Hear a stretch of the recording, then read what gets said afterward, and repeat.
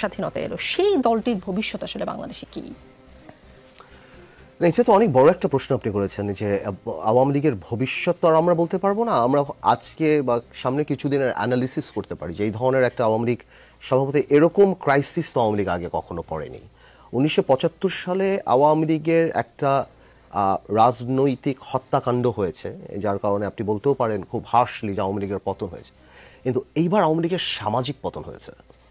এই পতনটা বাংলাদেশের ইতিহাসে কখনো হয়নি, যার কারণে আমি বারবার বলি যে এরশাদ সাহেবের পতন হওয়ার পরও তার 3 দিনের মাথায় মিজান চৌধুরী তার বাড়িতে দল বানিয়েছিল বা দলের অফিস করেছিল। আজকে 7 মাস হয়ে গেল আওয়ামী লীগ একটা কুড়েঘরও পায়নি যে কেউ দাঁড়িয়ে বলবে। এখন কুড়েঘর পায়নি না কুড়েঘর খোঁজেনি, সেটাও একটা বড় ব্যাপার।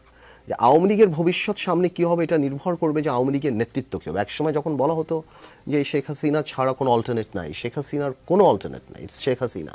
এখন আওয়ামী লীগের আবার একটা গ্রুপ মনে করছে যে এই শেখ হাসিনাই যে স্ট্রেংথ ছিল, তাহলে কি আপাকেই বাদ দিতে হবে, আপাই কি লায়াবিলিটি? একটা গ্রুপ ন্যাচারালি চিন্তা করতেই পারে। আবার আওয়ামী লীগেরও যত বক্তৃতা আওয়ামী লীগ সভানেত্রীর কাছ থেকে শুনেছে, আওয়ামী লীগ নেতৃত্ব পরিবর্তন হওয়ারও কোনো সুযোগ বা কোনো মানসিকতা দেখি না।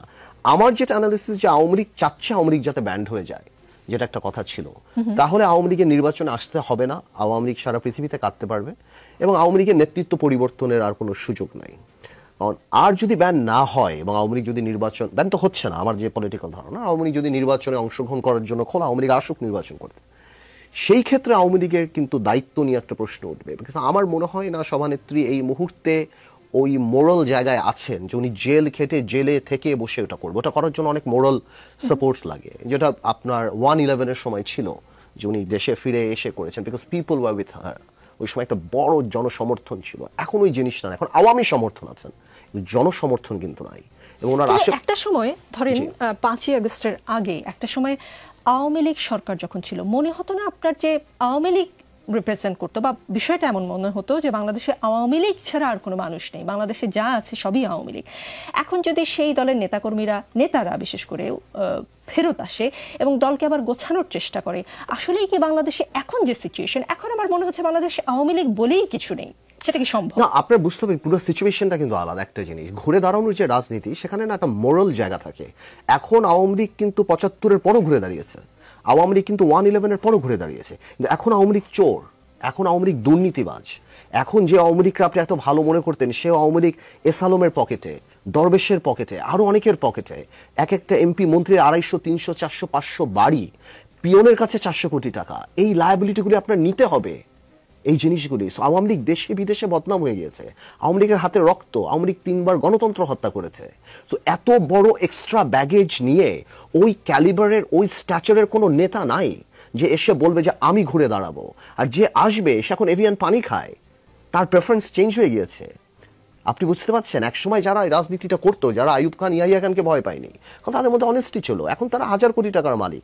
কেন আসবো আমি কষ্ট করে? আমার তো হয়ে গিয়েছে, আমার তো বয়স হয়ে গিয়েছে, আমার বাচ্চারা বিদেশে সেটেল, প্রত্যেকটা মন্ত্রী মিনিস্টারে তো বাচ্চারা বিদেশে চলে গিয়েছে। এই লাগেজটা নিয়ে আমি কেন ফেরত আসবো?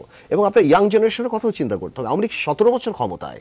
আওয়ামী লীগের এখন যারা ছাত্রলীগ, যুবলীগ, যারা স্পেশালি ছাত্রলীগ থেকে আরম্ভ করে ওরা ট্রেন্ড না। ওরা এতদিন মারামারি করেছে, পাশে পুলিশ, ডান দিকে হেলমেট বাহিনী, বাম দিকে এরা, বাম দিকে এসবি। ওদের রাজপথে আন্দোলন করে আওয়ামী লীগকে আনার জন্য ওরা ট্রেন্ড না, দে আর নট ট্রেন্ড। যে 25 বছর বয়স আজকে যে ছেলেটার, ও তো জন্মের পর থেকে যে আওয়ামী লীগ করে, ও তো দেখে যে আমি তো ক্ষমতায়, তো দে আর নট ট্রেন্ড। তো আমার মনে হয় এখন দেখুন 75-এর 15ই আগস্টের পরে যখন সভানেত্রী ফেরত আসলো, তখন তার পাশের লোকগুলি কারা ছিল?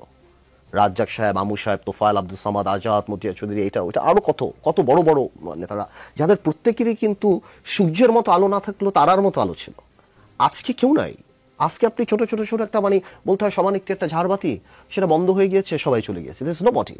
তো আপনার তো ওই টিম লাগবে, আজকে ওই টিমটা নাই। তো আমি মনে করি আওয়ামী লীগের জন্য সামনে খুব কঠিন অবস্থা হয়ে দাঁড়াবে। এবং সভানেত্রী যদি কোনো কারণেও ওই কনফিডেন্স নিয়ে ফেরত আসে, তাহলে আমার মনে হয় যে things will be different, because আগের মতো ওই ইমোশন আওয়ামী লীগের পক্ষে নেই। তো আমি মনে করি আর যদি আওয়ামী লীগের মধ্যে ষড়যন্ত্র হয়, চক্রান্ত হয়, আওয়ামী লীগের একটা গ্রুপ যদি মনে করে যে আমরা ভাঙবো, আওয়ামী লীগ ভাঙবো, আওয়ামী লীগ আসবো, আমরা একটু লেভারেজ পাবো, আমাদের কাছে আর কি রাজনৈতিক ভাষায় যেটা আমরা বলি আর কি, এটা হতেই পারে। সেই ক্ষেত্রে আবার সিচুয়েশন ডিফারেন্ট হবে। বাট এখন পর্যন্ত আপনি আওয়ামী লীগ বলে না, পলিটিক্যালি তো আগে গাছ লাগাতে হবে, তারপর ফল খাবেন আপনি। আওয়ামী লীগ ওটা নিয়ে ইন্টারেস্টেডই না। আর আওয়ামী লীগের যেই ইউনূস সাহেবকে এবং এই ছাত্রদেরকে জঙ্গি ডাকা, ইউনূস সাহেবকে এবং গণঅভ্যুত্থানকে একটা ষড়যন্ত্র চক্রান্ত জঙ্গি অ্যাটাক ডেকে আপনি কিভাবে রাজনীতি করবেন? আপনার একদম ইউটার্ন দিতে হবে না? তো আমার মনে হয় যে আওয়ামী লীগ রাজনীতি করার যখন সার্ভাইভাল নিয়ে চিন্তিত। তার যদি মনে করে বাইরের কোনো দেশ প্রধানমন্ত্রীর তো একটা গলার মালা যেটা ইউনূস সাহেবের গলা থেকে খুলে অন্য কারো গলায় পরিয়ে দিলে উনি প্রধানমন্ত্রী হয়ে যাবেন বা কেউ হয়ে যাবেন, তাহলে আমার মনে হয় বোকার সঙ্গে বাস করে। ওই প্র্যাকটিক্যালিটি নেই। আওয়ামী লীগের আসলে প্রক্রিয়ার মধ্যে দিয়ে আসতে হবে, যেই প্রক্রিয়া এখনো